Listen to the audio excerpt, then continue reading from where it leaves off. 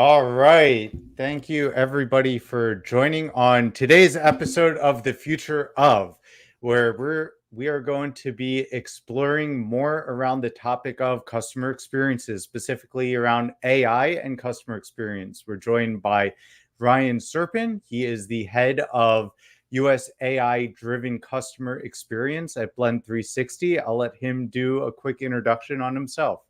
All right, excellent. Thanks, AJ, and happy to be here. Happy to join you today. And the AI-driven customer experience world is one that we've really embarked on heavily over the last several years, right? Taking the world of automation and evolving automation to intelligent automation, right? And this idea that we're going to take a step beyond just, allowing the machine to drive things.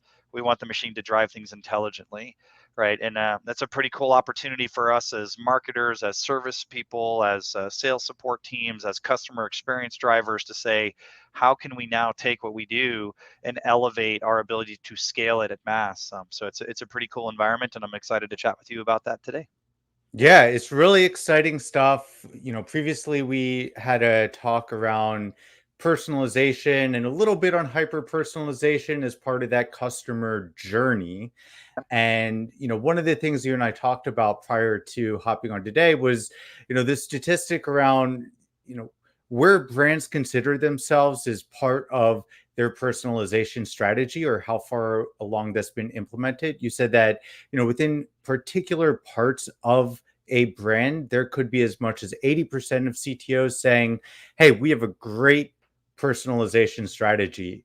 And then for the same segment, only 8% of their customers are saying, oh, this is relevant. So, let's talk about what the brand's customer journey is and then, where it's headed and what is this disconnect between brands, their strategy, and then the customer's expectations and experiences.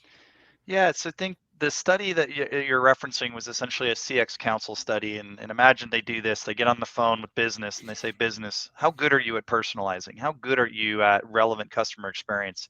And these businesses came back in the report and said, we're great. 80% responded, we're very, very good at personalization.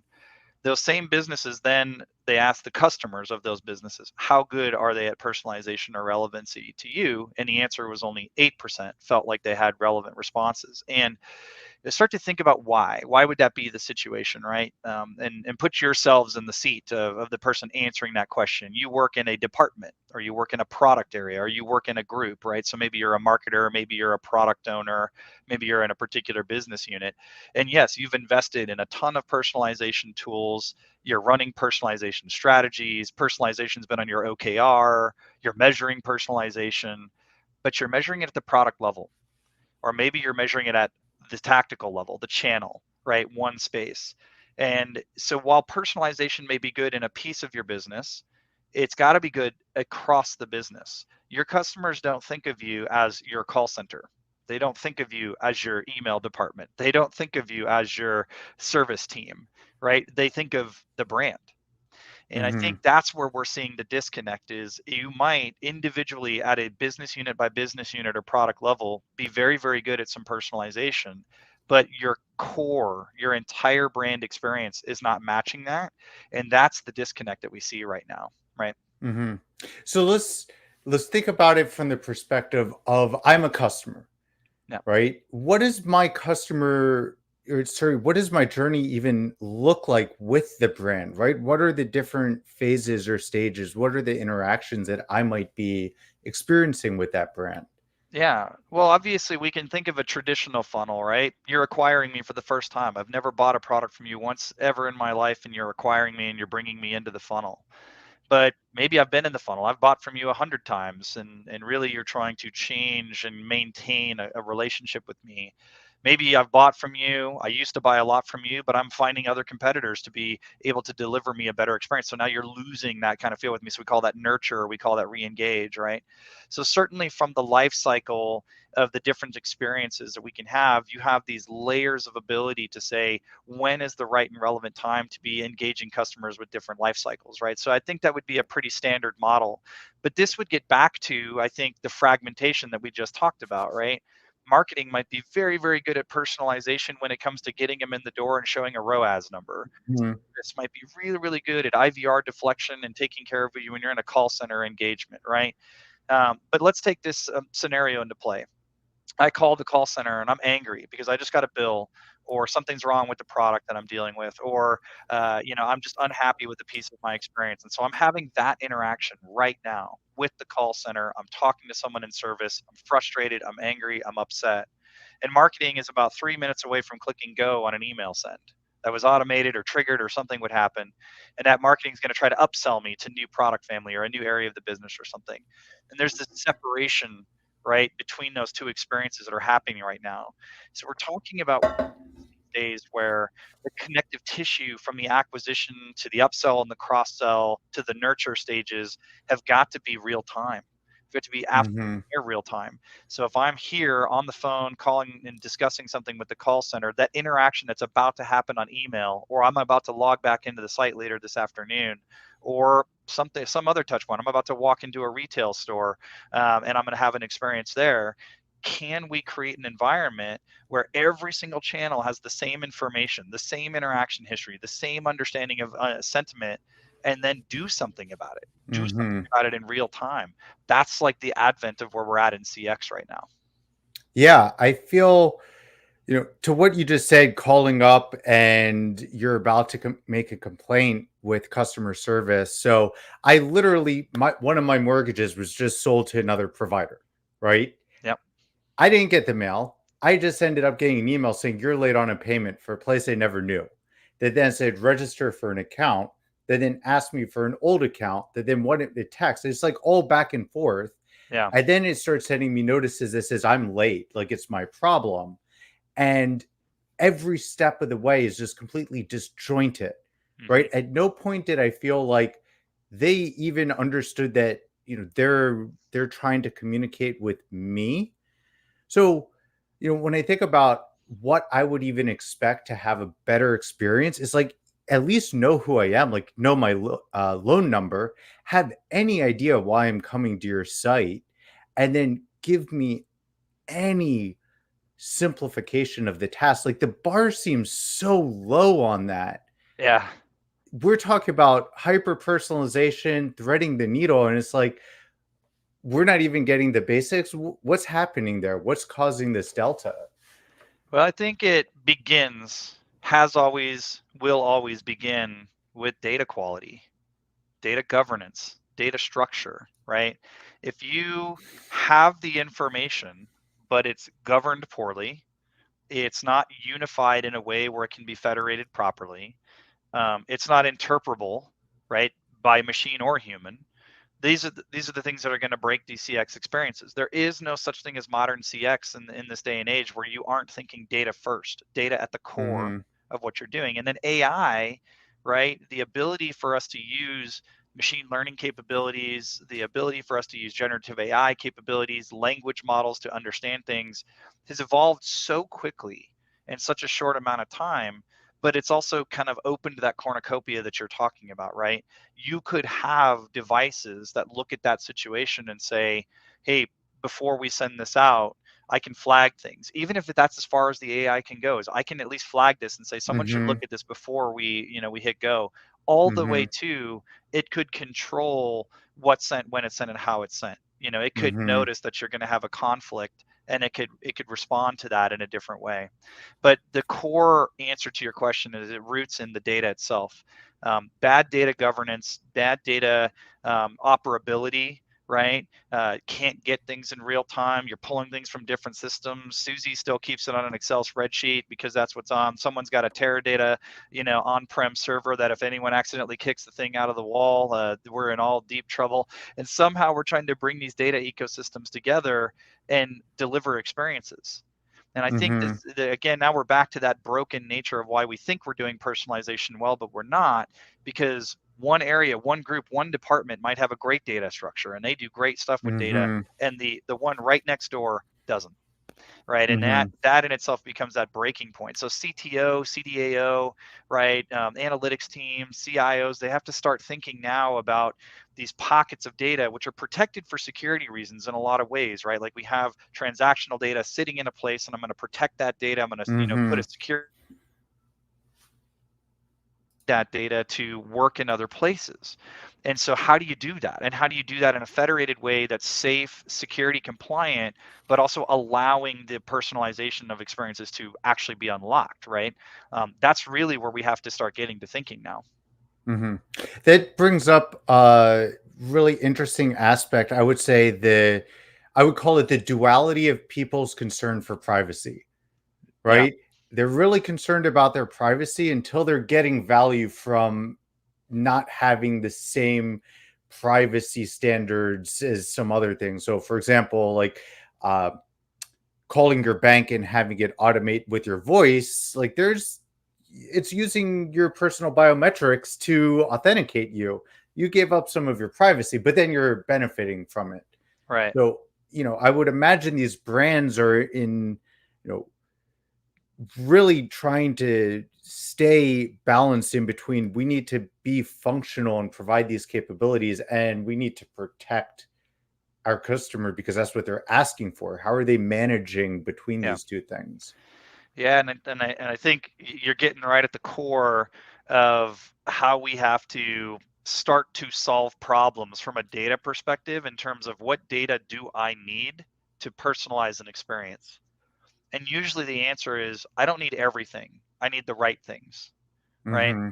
And I need those pieces of data in ways that I can use them, but I don't have to, necessarily move them, right? Mm-hmm. And I think some of the existing architectures of personalization require you to replicate databases onto other systems. And once Mm-hmm. you start trying to replicate, even in batch, even in sync, it becomes a real challenge because now you're saying, well, I have to have security standards not only for my own internal systems, but this partner wants to come in and provide me this capability. And now I got to make sure their security complies. And as soon as you begin to create that replicability, it's going to introduce over and over and over again new security issues, right? Mm-hmm. And that's becoming one of the challenges of personalization is there's too much platform approach that is not really working in a way that says I should only be working off of what I need to be working off of, and how am Mm-hmm. I going to do that in a secure fashion. And I think you see this now becoming a trend where we go through these cycles in the CX industry of build versus buy trends, right? If we build Mm-hmm. our own, we can maintain the security that we need. When we buy systems, we can deploy better tools faster with more compliance, right? So I Mm-hmm. think we're really at this stage now of we're going to have to find kind of a homogenization between those two worlds, the ability to get the benefits and the value of what a platform partner can do from product Mm-hmm. capability, product speed to market, product lifecycle management, but what we need from a security layer from self-managed systems.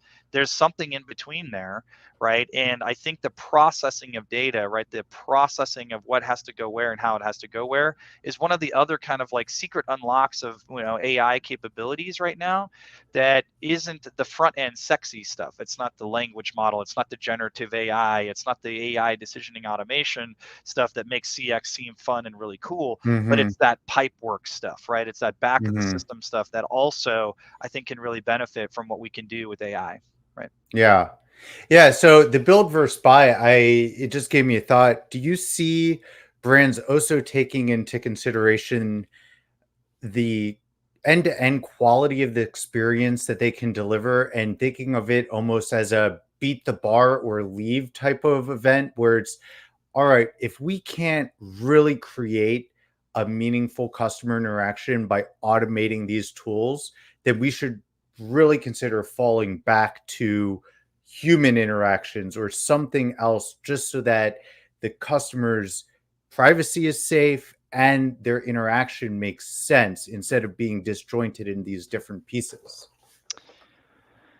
Yeah, I think I want to answer your question kind of in a different approach, which is I think the product companies themselves, right, the solution providers, the solution partners need to make much deeper dive in their product roadmaps around these data safety and privacy concerns, and many of them are. That's not a pockmark in the entire industry of product. It's more just to say you're going to have more success in the product landscape when that's a major part of your product roadmap versus the front end coolness of things, right? The front end, simplicity of things. There's a point in time in which data operability is going to trump pure sexiness on front end capabilities. So I think like you're seeing this a lot too with our partners where they are really focused on that side of the house, right? They're really showing that like we're going to go focus on how data gets moved from system to systems, creating operable Mm-hmm. ML ops environments, creating these operable places where things can happen behind the scenes, and then create services, right? Create Mm-hmm. microservices of sending data to places that they need to go. But what it's doing is it's changing kind of the paradigm, right? It's changing the Mm-hmm. paradigm from I need my front end platform to be the thing that's managing the data at the same time. You really don't have to do that anymore, right? You can create data services that are owned, that are in safe and secure architectures. You can create applications or microservices of that data that can still send to the endpoints what are needed, but you can protect and secure things right now, right? So Mm-hmm. I think from a CX standpoint, this is hard, I think, at times for marketers to understand or campaign operators to understand, because marketers and campaign operators are looking at I want to make it easy for me to drop things on a screen and orchestrate a journey. That's what I'm looking for, right? I want to be Yeah. able to say email goes out at 4 o'clock, and after the email goes out, this thing happens, and wait for this decision to occur. And if that happens, then this thing goes. And I curate all this really cool stuff because marketers and campaign owners and even service owners love this idea of these, being able to really say, here's the flow of what I want to Mm-hmm. have happen. Well, we're reaching this advent now where we have to sort of let go of that flow control, and we have to say we can be informed by tools and services, at the data science level, at the modeling level, that tell us when, who, how, and what I should be saying. What we need to be focused on, marketers, is the strategic side of that. What are the moments that matter to the individual? What are the strategies that appeal to that moment? How can we build content strategies that work to kind of elevate and improve the customer experience? And the relationship that the CX individual has to have with the DS team, right, that's delivering those Mm-hmm. services, has got to start to intertwine, right? They're no Mm-hmm. longer competing organizations, they're one and the same, right? And they're going to work off of each other very differently.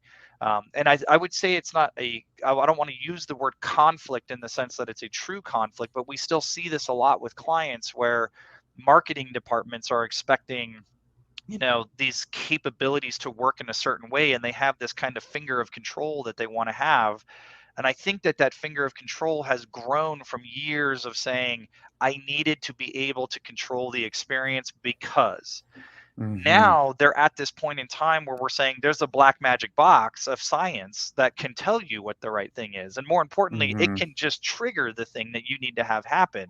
And that's difficult, I would say, for like a marketer or a lifecycle campaign manager, or to let go of that fact that I don't have to now be in control of the actual buy flow of communication.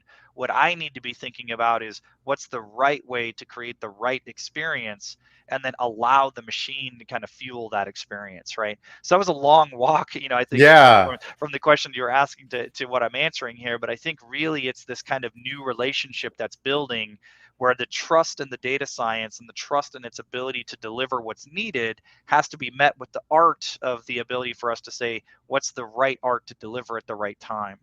And then we can unlock all of these capabilities at the same Mm-hmm. time, which will be really cool. Right. Yeah, that's really helpful. And that touched on a question we were going to talk about later, which was how organizations can begin to reorganize themselves to bring these capabilities together, and what you see successful interoperability look like at different clients that you've serviced. Uh, but that being said, I also wanted to ask a little more about actually, I just forgot the question that I was gonna ask on, but yeah, like give us some more examples of what you've seen that works really well, right? And especially the working well, what you talked about on giving up some of that control, that black box, right? What does the journey towards giving up control look like for the individuals or that organizations? Like, how can they start to build trust in the system so that they can leverage it more? Yeah, I think it's starting in a point solution kind of mindset. And one of the places I think we can see it happening the quickest is in inbound authenticated experiences, right? When I know who the customer is, because they have to authenticate at some level, it's a lot easier to then do this kind of shared personalization ecosystem, right? Mm-hmm. AI decisioning capabilities, some have been around for years and have really matured into certain ways. A lot of the tools we see on the market are bringing AI decisioning into the fold, right? And really, it's this idea of saying, all right, let's just say hypothetically, in a marketing world, maybe I'm going to get out of marketing. Let's get into like a life cycle world, right? I'm Mm-hmm. a retail brand, and I send several emails a day, and I'm doing a whole ton of A/B multivariate time of day send subject line testing, kind of deals. And let's boil this all the way down to just a champion challenger mindset, right? Champion, this is the thing that tends to give me the best results. Here's my new challenger. Test, win, next champion challenger. The reality is that while the champion may have won with an end value high enough to say, yep, it was the winner, it may have only won 62% of the time. But now you're running that champion as like the winner because it Mm-hmm. won and it drove the higher results that you needed. And the question I think you begin to ask is, well, what about that other 38% that Mm-hmm. actually reacted to the other variation? AI decisioning is starting to evolve this world to say it's not champion challenger, it's right message for, right? There's a Mm-hmm. model behind that to say it's, version A is actually great for these people and version B is actually great for these people. Now, Mm-hmm. our new challenge, I think, as CX practitioners becomes, can I give enough mass and volume to the ecosystem where I don't just have A or B, I have A through Z, Z, Z, Z, Z, Z, Z.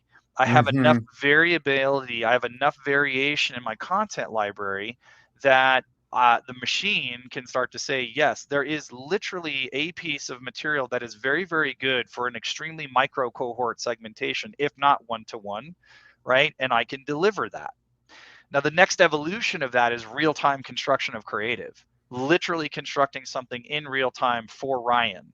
Now, I don't know that there's enough, seawater in the world to cool the servers to actually keep up with that today, but there is still this kind of an idea where we can get away as CX practitioners from this idea of like A or B, which one's going to win.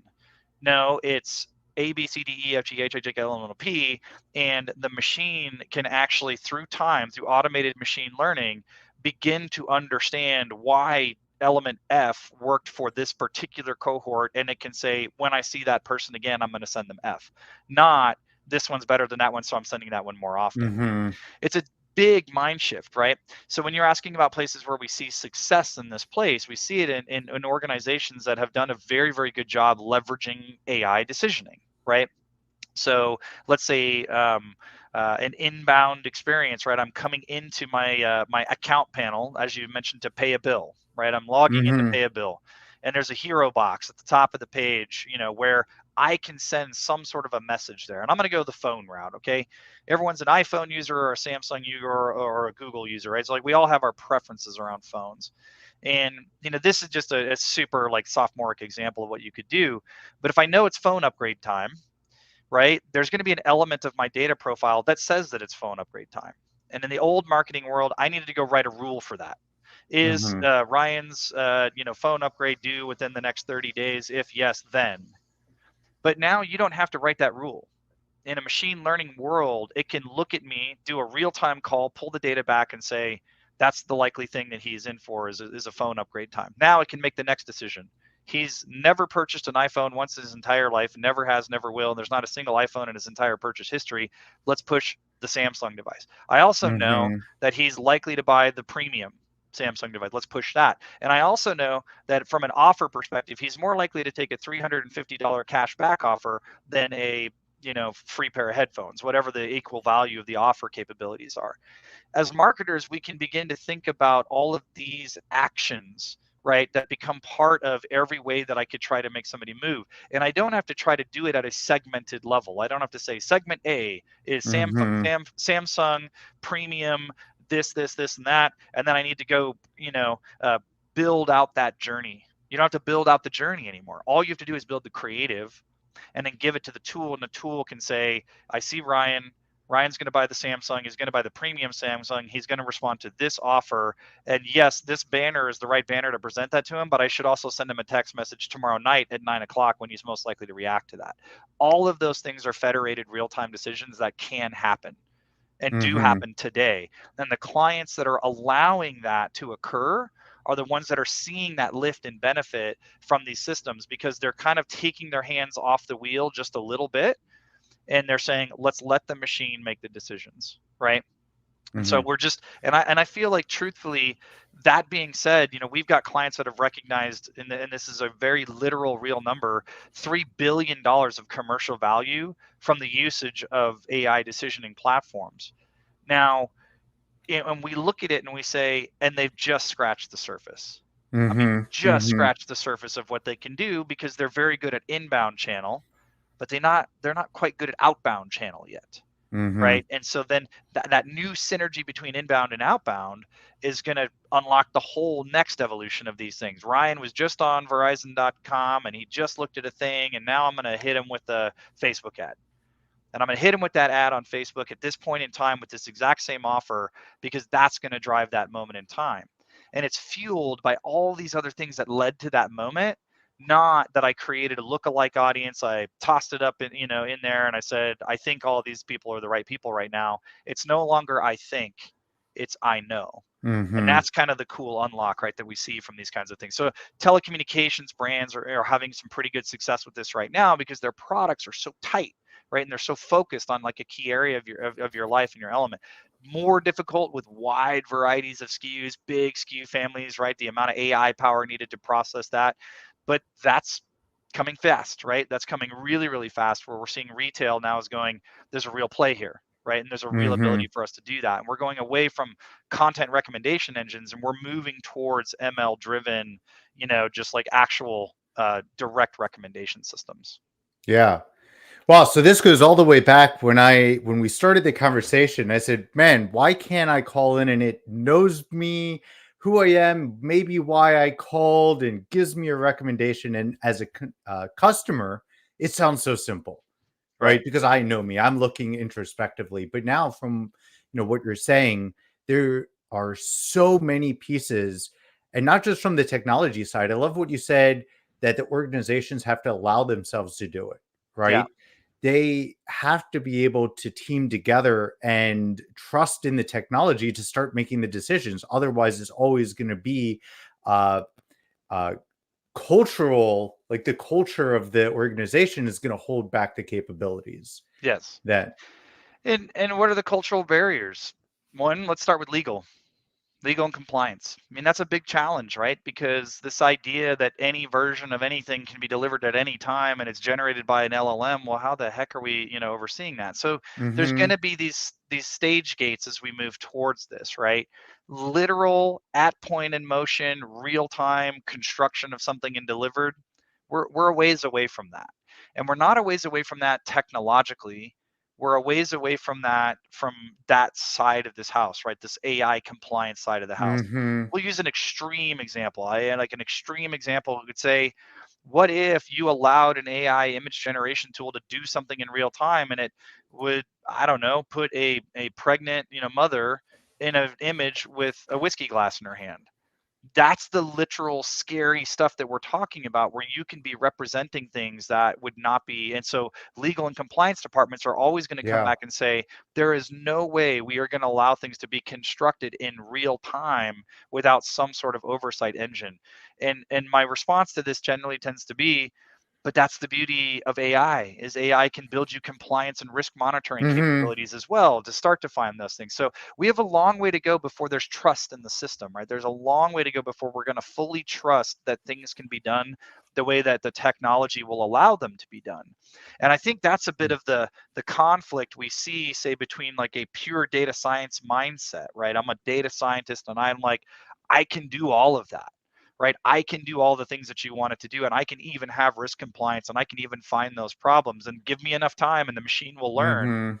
But the marketers, sometimes, or the service technician can be the other time, the campaign owner the other time can be at the full other end of the spectrum, which is, yeah, but brand voice and tonality and like all these things like really, really matter. And I don't even care if you can deliver the perfect thing. I want the thing to also be a representation. Again, you're going to see this push pull at all times where a data scientist can say, I can do that. And the marketers can say, I don't believe you. But over time, we're going to come Mhm. together because we'll be able to test it, right? Test it in small environments, run it in controlled environments, and then migrate and move out, to new areas and new capabilities. And it's going to get there. But Mhm. we have to have that push pull, right? We have to have that kind of balance as CX practitioners, understanding that like there's this hyper personalization real time vision, and there's also a road to get there. It's not just jump over the fence and we're on the other side, right? Mhm. And I think as long as we balance that, like with our clients, with ourselves, with our own expectations, we're on our way there, right?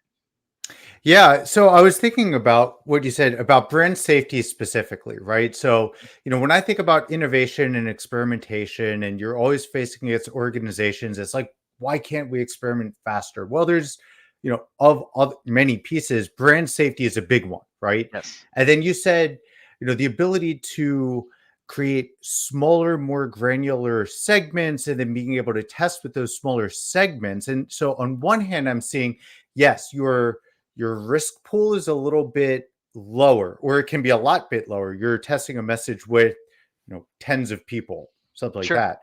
Hmm. But at the same time, all it takes is one person to take a screenshot, put it on social media of choice, and that's it.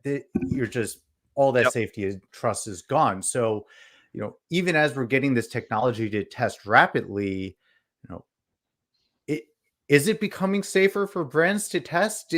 We still have a lot of risk there. Yeah, I like to think of it more like what is a human assisted way or an AI assisted way to expand these things, right? So let's take generative AI as an example, right? Mhm. Really, if you were going to publish, let's say the campaign I was just speaking about, a phone campaign, right? And I know that I need not just iPhone but several versions and models of iPhones, and I want to show it in the hands of a retired couple traveling the world, and I want to show it in the hands of a millennial on a skateboard. And I guess us millennials are actually a lot older than the skateboarding crew anymore, right? A Gen Xer on a skateboard, Oh, and I then I want to show feel the millennial listening to their Nirvana tapes.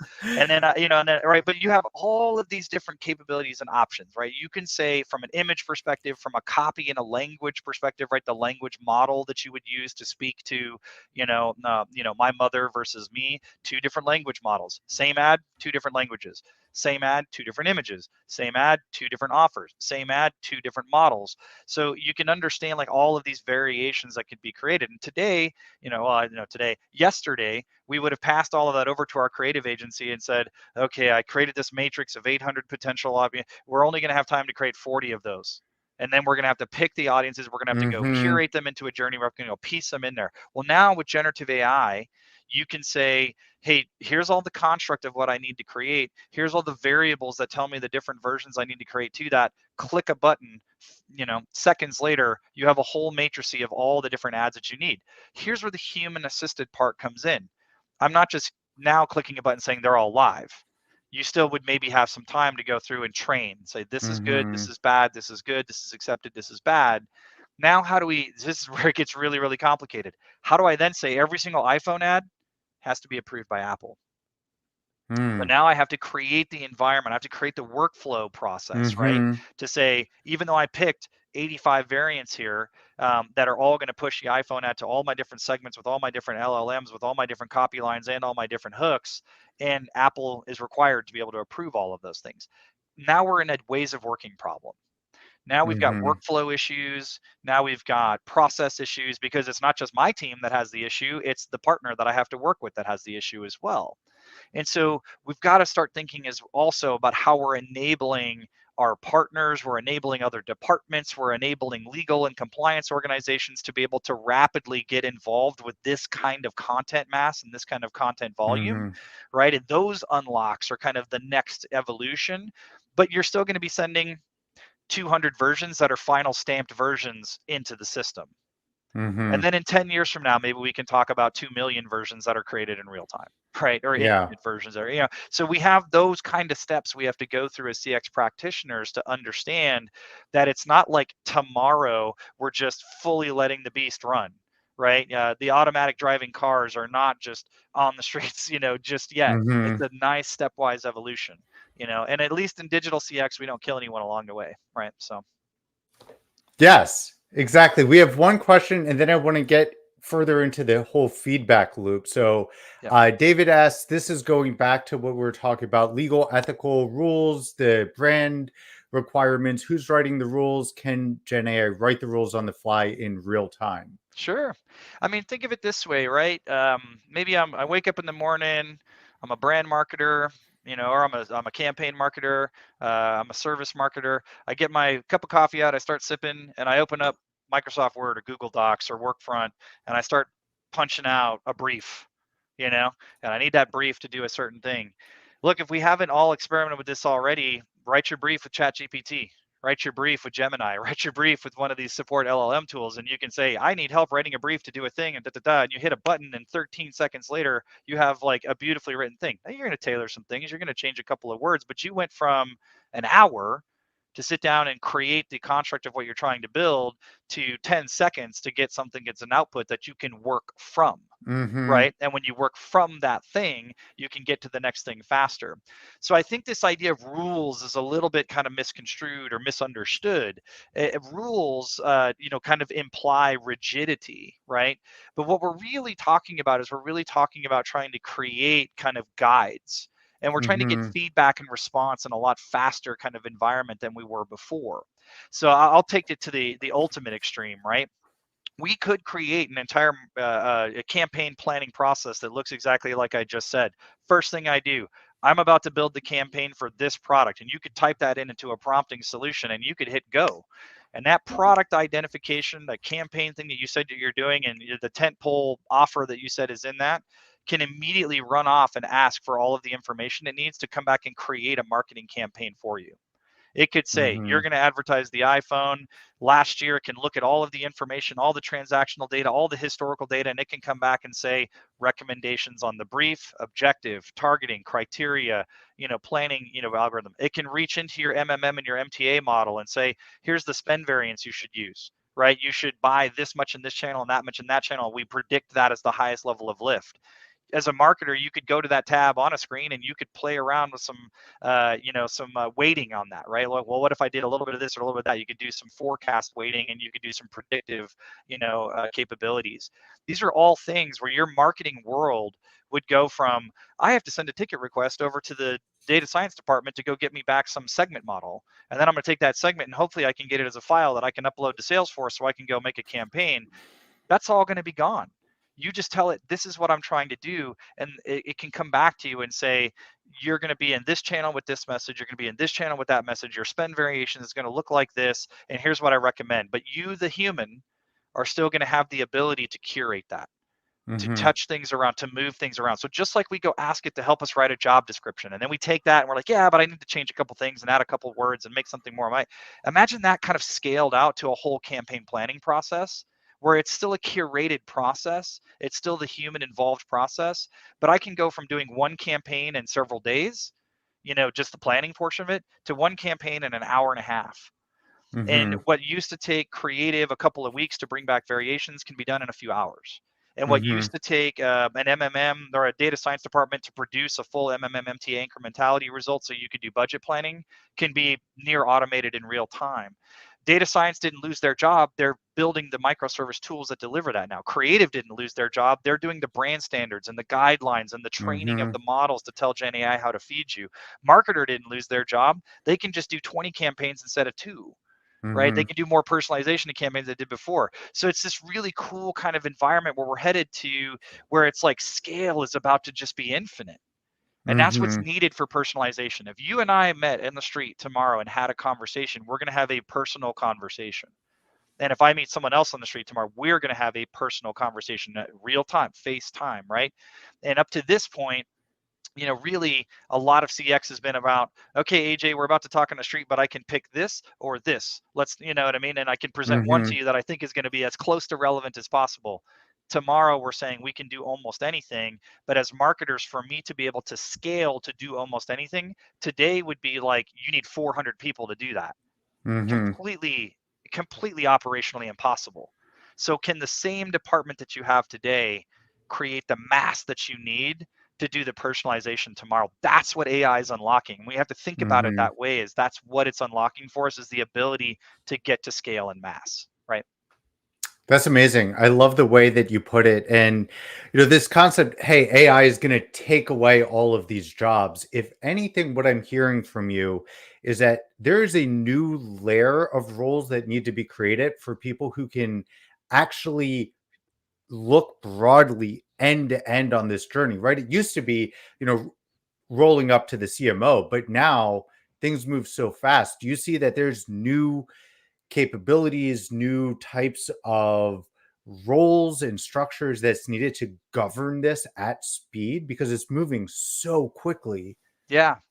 I'm gonna answer your question kind of like in another day of a life scenario. I'd like to meet the campaign designer on the planet who really, really, truly enjoys going into AJO or Salesforce Journey Builder or Braze and spending days upon days upon days dropping in decision rules, yes, no, variants, wait times, designing, and doing all the little hard, nugget work inside of a tool. Like, seriously, where's the marketer on the planet who loves that? Where's the service campaign driver who really loves getting into that tool and just doing it? And some of us enjoy nerding out on those types of things, but I think a lot of us from the CX side of the business really want to be saying, I want to design the meaningful conversation. So that's why we like Mm-hmm. the curation of the journey. That's why we like the touch point design of the journey, because we feel like we're really having a conversation through technology, right?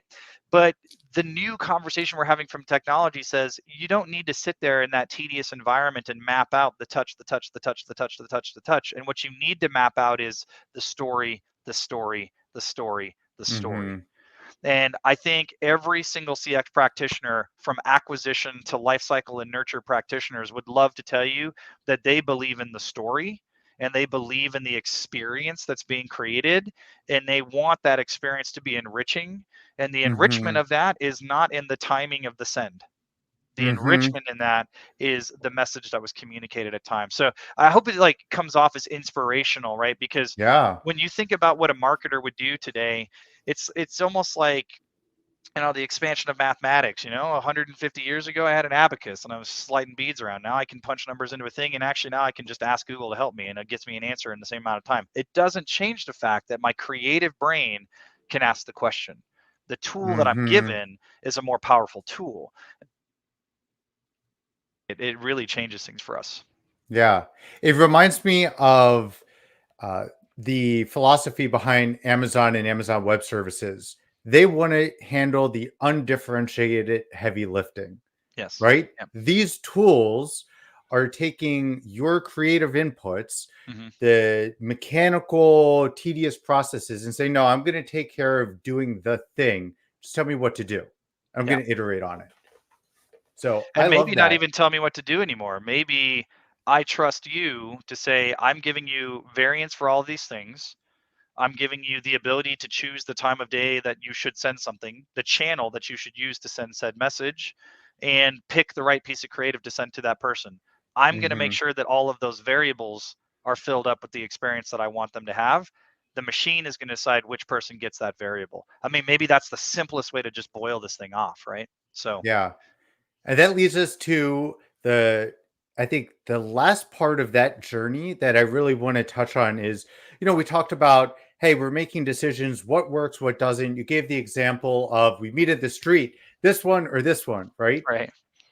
What kind of signals are we getting back from users that we're actually making these decisions on, right? What data are you seeing for me to act? I mean, open times on emails and conversion rates, like that's easy, but what else is there? What are we sensing from the user to make those decisions?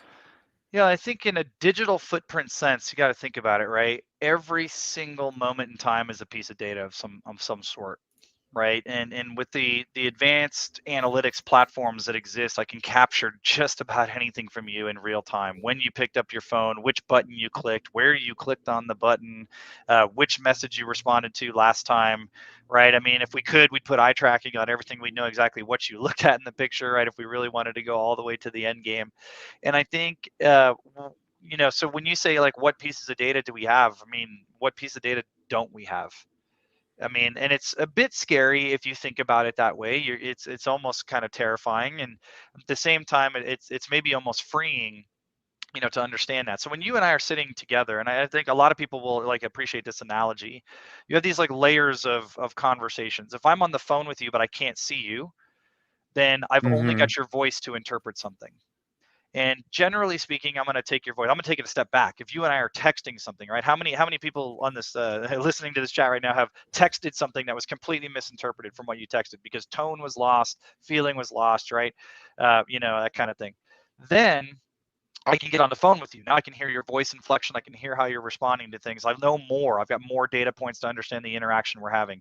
We're on a video chat right now. I can see certain things and I can, but how many people hate the fact that you're not in a room when you're in a biz pitch moment or you're in a Mm-hmm. big presentation moment? You want to be in the room because you want to feel energy, right? Like there's visual energy, but then there's room energy. You're in the room with the person and you start to begin to feel like real back and forth, real energy to people. So think about like in a human experience, those layers of things, and the more we're open up to in terms of aperture, the more we can do. And from a digital footprint, you got to think of it that way. We need to be thinking about experience design and experience creation in a way to say, how do we invite meaningful, relevant ways for our customers to give us more interaction, ability, Mm-hmm. right? And then how can we use all of that information in a unified, synchronous way so that it all works together? So we know all of those things about each other. So again, I'm going to go back to like call center.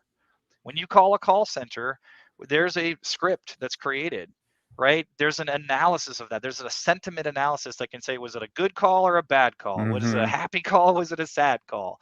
Right. And now I don't have to send everything that you said in the call over to the other system to know Ryan's in a good mood today. And so it's okay for us to do the good mood stuff over there, right? So that those connecting endpoints, right? It's not so much about can we collect the data. It really is back to the opening of this conversation, which is can the data be utilized where it needs to be utilized so that every channel is working off of that same piece of knowledge, that base piece understanding of where is Ryan at today, right? And that I think that's really the key. Mm-hmm. Do you feel that as we automate more and more of these systems, we do end up losing some of the human element between the brand and the customer? And I ask this, as you were saying, automating through the IVR call center systems, like one of the tricks that I started doing when I'm stuck in one of the virtual agents, I just Yeah. start yelling at it, right? And then you get Yeah. escalated to somebody who is Person, prepared. person, Yeah. agent. Yeah. I And start yelling at you're hoping that the you AI knows you just want a person. Yeah. yeah, Yeah. and on their screen it's saying this is an aggravated person, and then they pick up and say, "Oh, hey, how's it going?" They're like, "Wait a minute, this isn't what Right. I expected," right? So Right. there's a detachment because you're getting customers now frustrated, stuck in an automated loop, Yeah. and that feedback, you know, does it get back? Does it not get back? It's all disconnected now. So, like, are Yeah. we gonna see an increasing loss of, oh, hey, you've fallen out of our interaction loop, and you're gone? Man, I think you're kind of asking the 20-ton elephant in the room question, right? When's too much automation, too much automation, right? When's too much virtual, too virtual? And I think the best CX practitioners are going to have to find a balance, right? They're going to have to find the balance between what are and I think the way I would look at it, right? The way I would normally coach is like, where do you have the operational inefficiency? So in the Mhm. extremes that you're talking about, right? When a customer is truly having a bad experience, or maybe they're having an experience that could lead to a bad experience, I would want to bifurcate immediately and get them into a human interaction. Mhm. When it's simple things like I just need to check on the status of something and I want to ask a couple of quick questions and get answers back that are relevant to me, great place for full automation because, hey, shipping status, it's here, here's when you're going to get it, and here's when Yeah. you're going to see it. So I think it's more of a spectrum question that you're asking, which is like, when is fully automated not good? Probably when you have zero ability for the humans to help each other. It's too much. That'll have Mhm. gone too far. But I do think that there's places where we can say there are very simple parts of customer interaction where they just expect to get an answer quickly. And Mhm. you don't want that to become something that's a multi-million operational overhead challenge to in order to facilitate that when you have tools can do it, right? But you do want your operational overhead to be spent on places where you're preventing the loss of a customer. You're preventing Mhm. the customer from becoming disenchanted with your brand. That's where you're like, I'd rather the money be spent on that human interaction. So I think we Mhm. have to look at it a bit as like an operational challenge as much as we have to look at it as a pure theoretical challenge in terms of what automation can do. We just have to pick that point in time. I'll just make it hardcore. I got $1 to spend. Would I rather spend that dollar getting somebody some information back that's easy to provide them, or would I rather spend that dollar making sure I never lose that customer? Right. And Mhm. I think, maybe that's a little too simplified answer, but that's the way I think we have to think about it, is where is this automation going to give us the ability to eliminate wasted dollar or overhead dollar that we don't need to be spending when we could be spending it on something more intelligent. Right. Mhm. I think that's a perfect example because then that leads to the question of me as an organization. I want to rush to implement these technologies. I've heard that it Yeah. can help in all these different ways. What are your recommendations on how should we approach? What are the steps? How do we even begin to rationalize, is this a good investment? Is it not? Here's where we need to put more time and effort into. Yeah. I think of it like a toolkit, right? You've got a toolbox and you're about to embark on a project at home, whatever it is. You're going to run a new electrical wire, put in a new electrical thing, and you watched a couple of YouTube videos and you feel pretty good about it, and you need to go to Home Depot and buy the tool. If I just own that tool, I'll be able to do it. And there's still something about the practiced hands of a journey electrician who knows how to do that work is going to do it faster. They're going to do it cleaner the first time. They're not going to trip on a mistake and then have to correct it. So just owning the tool doesn't really replace understanding of how to use the tool in its best way. And I think this is kind of I think it's a classic mistake I've seen for 25 years in the career, is that if we just buy that tool, then we'll solve this Mhm. problem. And then it's about how quickly can we get the tool implemented and turned on. Let's do that. Let's go implement it, turn it on as fast as possible. We did it. It's on. 4 months. We got it. It's up and running. And then you have a room full of practitioners standing around going, okay, I got to schedule an email today. It's got to go out at 3 o'clock. Well, wait a minute. Like, what, would we do this for? So I think there's this real need, if you will, to say it's one thing to just, buy a tool to do a single project in a home versus I'm going to buy a tool because I know that I'm going to replicate that project 100 times over. And then if I'm going to replicate that project 100 times over, I'm going to get some training. Right. And really, there's layers of training. You can watch a Mhm. video and learn how to do it by watching someone else do it online. But I think we would all agree that if the electrician came over to our house and showed us how to do it, we'd learn even faster. And so Mhm. I think that's the nature of the value of what an agency can bring, or what a consultancy or what a partner can bring to a client, is a little bit less of the telling them what to do, but really being a partner in the how do we get this thing adopted by the organization, right? We use a term a lot right now. We call it value realization, just our fancy way of saying, how do you quickly get a piece of technology that you want to implement generating the return you asked it to return to you? Mhm. And it's very much a lot of the times about alignment in the earliest phases of the engagement. Here's what we're doing, here's why we're doing it. We know that these things are going to change. When these things change, we understand processes are going to change, and we're doing that before we put the tool in place, right? And Mhm. we're doing it with a knowledge and an understanding of what it looks like when it's done well, so that the next client we're working with is going to get there that much faster because we're in the building with them and we're showing them how to do it. And Mhm. then we're standing next to them while they do the first 10. And then over time, we can walk away, right? So I think that the agency relationship has to kind of get focused, right? Because purely being about just implementing the tech gets you so far, and it's necessary. We have to have that thing. We have to efficiently deploy technology. We have to efficiently build data. Those things have to occur. But then what I look for after that is sort of that kind of partner, right? That trusted Mm-hmm. partner who can say, but also let's invest in a little bit of training here. I'll go back Yeah. to my electrician analogy, right? If I could spend $100 to be trained how to do something and it's going to go 55 times faster, go quicker, and I don't burn my house down, would I have rather spent that $100 on the training, or would I have rather watched the YouTube video and burn my house down? It's a bit extreme, but that's a lot of what we're talking about is, right, where is the investment dollar coming from to say, yes, I'm about to spend millions of dollars on a piece of technology.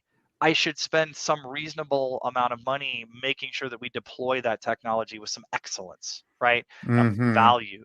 And I think that's where we have to start thinking about as practitioners is how do we go and do that, right? Mm-hmm. Yeah, we've talked about this in some of my other episodes where, there is a journey of adoption, right? And it ends in change management and Yeah, training and being able to adopt the tools, right? I think a lot of times what I've seen is shiny new object comes out and organizations will say, that's going to solve my problem. Just get it. yeah, And then they skip all of the leading steps and the following steps to understand the problem they're trying to solve yeah, and then adopt the technology and get it effectively in the workforce. yeah, And that's not this, right? There's still a lot of work that has to be done. yeah. If you want to build the perfect home, at some point your foundation has to match what you want your home to be. And I think it's very difficult at times because a lot of organizations have built their home over years and years and years, but the foundation was laid once in time. Mm-hmm. And we've added new pieces to the foundation. We've tried to restructure parts of it, but the original foundation is what it is. And then when you start trying to build on top of that foundation, sometimes it's not ready for the next thing that we're trying to do. The foundation can be everything from the concrete in the ground to the plumbing in the walls.